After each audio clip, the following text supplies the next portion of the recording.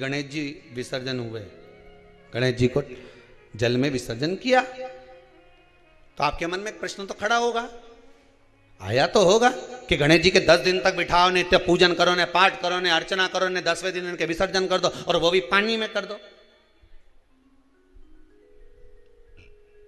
पानी में विसर्जन करो। तो ये कहां लिखा कि जल में विसर्जन करो? श्रीमद् भागवत पुराण की रचना जब वेद व्यास जी महाराज करने के लिए बैठे, वेद व्यास जी ने सुखदेव जी से कहा कि मैं मंत्र बोलूंगा, मैं श्लोक बोलूंगा, इसको लिखेगा कौन? तो सुखदेव जी ने बोला गणेश जी से विनती करो। गणेश जी से कहा कि आप लिखोगे? गणेश जी बोले मैं लिखने को तैयार हूं, पर बोलते बोलते तुम रुक गए तो मैंने भी लिखना छोड़ दूंगा, उसके बाद मैं भागवत को विराम दे दूंगा, मैं आगे नहीं लिखूंगा। अब वेद व्यास जी बड़े चक्कर में पड़ गए, क्या करें? तो गणेश जी से कहा मेरे श्लोकों में कुछ गड़बड़ी हो सकती है, उसमें से गलती को छांटना पड़ेगा, फिर लिखना पड़ेगा।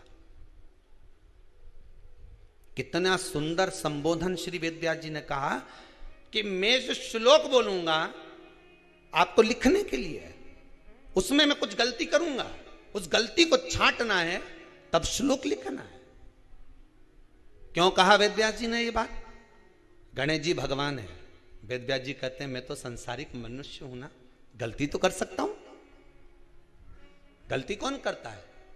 जम के बोलो भगवान गलती करता है क्या? नहीं, गलती कौन करेगा? मनुष्य। गलती मानव करेगा, गलती मनुष्य करेगा। और गलती करने के बाद अगर हमसे अपनी जिंदगी में कोई गलती हो जाती है तो एक बार क्षमा मांगने में कुछ जाता है क्या? प्रणाम करने में कुछ जाता है क्या? निवेदन करने में कुछ जाता है क्या? नहीं। गलती हो गई मुझसे, तो गणेश जी आप गलती को छांटना, लिखना। गणेश जी महाराज लिखने बैठ गए, लिखते लिखते लिखते लिखते 10 दिन हो गए गणेश जी महाराज को। शरीर में ताप पड़ने लगा गणेश जी महाराज के। वेद व्यास जी ने गणेश जी के हाथ का स्पर्श करा तो शरीर तो तप रहा था। वेद व्यास जी ने वहीं पर श्रीमद् भागवत के श्लोकों को विराम दे दिया, अब नहीं बोले। गणेश जी लिखते लिखते लिखते लिखते लिखते लिखते थक गए, ताप पड़ गया, शरीर गर्म हो गया। वेद व्यास जी ने कब करूं क्या?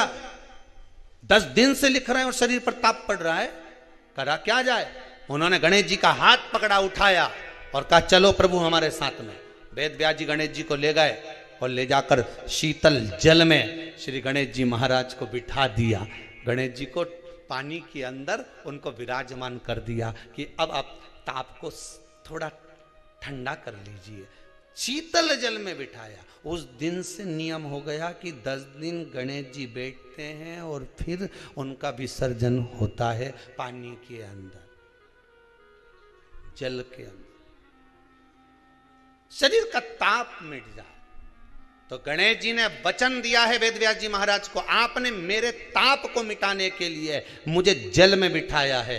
जो मुझे जल में विसर्जन करेगा मेरा ताप तो मिटेगा ही, साथ में जो मुझे जल में विसर्जन करेगा उसके जीवन के भी ताप को मैं मिटा दूंगा, उसके जीवन के ताप को मैं मिटा दूंगा।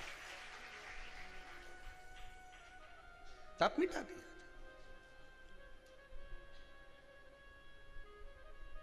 पर करो गणेश जी का विसर्जन, मना नहीं है हो, पर अच्छे से करो रे हो। अब मैं छोरा छोरियों ने तो निशाना लगाए, वो हमारा गणेश जी जई रिया, वो हमारा सबसे आगे पहुंचा तो इधर वाला ने इधर से फेंका, हो गया। ये हमारे धर्म की हंसी उड़ा रहे हैं, ये हमारे धर्म की हंसी है।